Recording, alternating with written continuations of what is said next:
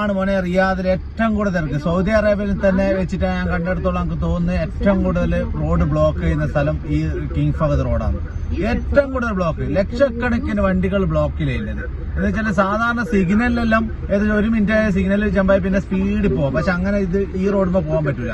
ഇവിടെ എല്ലാ ടൈമിലും ദിവസം എല്ലാ ടൈമിലും ഇത്രയും ബ്ലോക്ക് ആയിരിക്കും, വൻ ബ്ലോക്ക്. അരമണിക്കൂർ അങ്ങ് ഇങ്ങോട്ടേക്ക് വരാൻ 30 കിലോമീറ്റർ പോകാനല്ലോ, ഇവിടുന്ന് അങ്ങോട്ടേക്ക് പോകാൻ 2 മണിക്കൂറാണ് എടുക്കുക. ഞാൻ കണ്ടെടുത്തോളം ഏറ്റവും കൂടുതൽ ബ്ലോക്കിലെ റോഡ് കിങ് ഫഹദ് റോഡാണ്.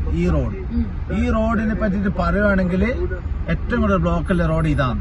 ഇങ്ങനെ സാധാരണ ഇവിടുത്തെ റോഡില് ഏത് റോഡിൽ ഇങ്ങനെ നീങ്ങി മെല്ലെ പോകുന്ന റോഡ് ഒരു റോഡും ഉണ്ടാവില്ല. പക്ഷെ സംഭവം എന്ന് വെച്ചിട്ടുണ്ടെങ്കിൽ അപ്പുറം നല്ല ഫാസ്റ്റിലാണ് ആ ഭാഗം പോകുന്നത്. ഈ റോഡ് എന്നാ ഇങ്ങനെ ബ്ലോക്ക് എന്ന് മനസ്സിലാകുന്നില്ല. വൻ ബ്ലോക്ക് എപ്പോ എല്ലാ ടൈമിനും, രാവിലെ ആയാലും വൈകുന്നേരം രാത്രി ആയാലും എല്ലാ ടൈമിനും ഇതേ ബ്ലോക്കാണ്. ഞാൻ അങ്ങനെ വരുമ്പം കാണലുണ്ട്.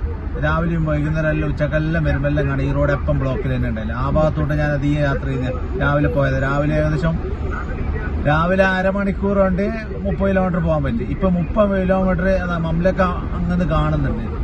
മംലക്ക എന്ന് പറഞ്ഞാൽ വലിയ 99 നില ബിൽഡിംഗ് ഇല്ല, ആ ബിൽഡിംഗ് കാണുന്നുണ്ട്. എന്തിനോ ഏകദേശം 15-18 കിലോമീറ്റർ ദൂരമുണ്ട്.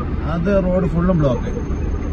എന്താ ഈ റോഡ് ഇങ്ങനെ ബ്ലോക്ക് എന്നറിയില്ല. എയർപോർട്ട് എല്ലാ റോഡിലോട്ടും പോവാം, പക്ഷെ ഈ റോഡിലോട്ട് എന്താ ഇങ്ങനെ ബ്ലോക്ക് എന്ന് മനസ്സിലാകുന്നില്ല.